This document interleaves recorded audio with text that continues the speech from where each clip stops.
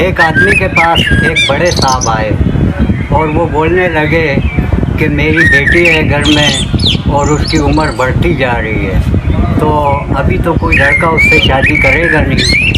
اگر کوئی 50 سال کا عمر کا بندہ مل جائے اور کام کاج کرتا ہو، بھلے اس کا اپنا مکان نہ بھی ہو تو بھی چلے گا، تو کم سے کم عمر اس کی 50 سال ہونی چاہیے۔ اس بندے نے بولا ٹھیک ہے میں کوشش کروں گا، انشاءاللہ آپ کا ٹینشن میں دور کر دوں۔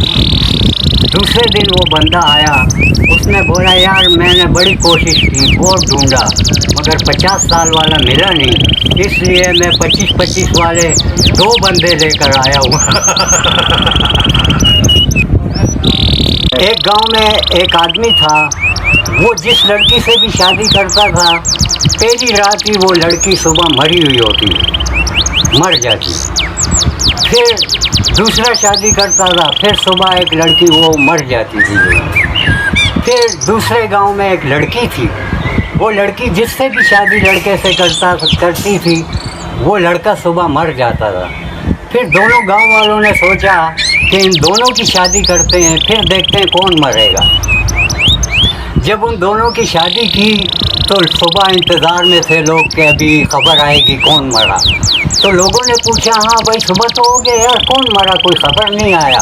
تو جواب ملا کہ جس نے نکاح پڑھایا تھا وہ مر گیا۔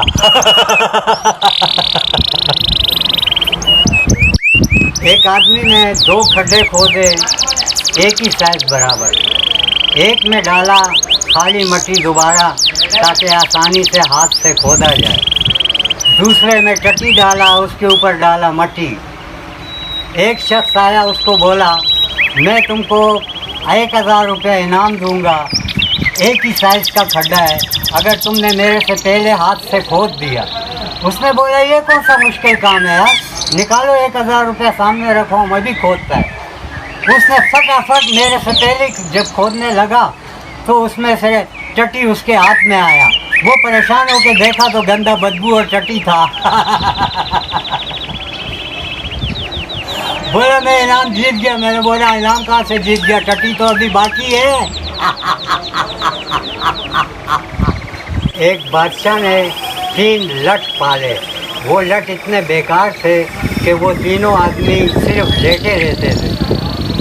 جب ان کو بادشاہ کی طرف سے کھانا ملتا تھا تو وہ اتنا ہی حرکت کرتے تھے کہ تھوڑا سا اٹھ کر اس کو کھا پی کے پھر لیٹ جاتے۔ وہیں پر ہی کھانے پینے کے بعد وہیں پر ہی ٹٹی بھی کرتے تھے۔ حال ان کا بہت برا تھا، وزیر پریشان ہو گیا، تنگ ہو گیا۔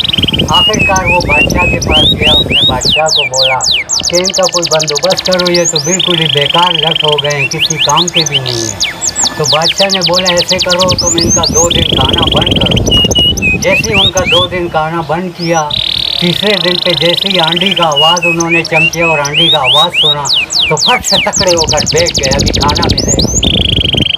جب انہوں نے کھانا کھایا تو دوبارہ لیٹ گئے۔ پھر ایک دن کتا آیا، کتے نے ٹانگ اٹھا کے ایکشن کیا جیسے اس پر پیشاب کرے گا۔ اس نے بولا، کتا آیا، اس کے ٹانگ اٹھا کر ایکشن سے اس کے منہ پہ پیشاب کرنے لگا۔ اس نے بولا پڑے، تو وہ دوسرا سمجھ گیا ابھی یہ کتا میری طرف آئے گا۔ اس نے پہلے ہی دوسرے بندے کو بولا ہماری جگہ پہ تم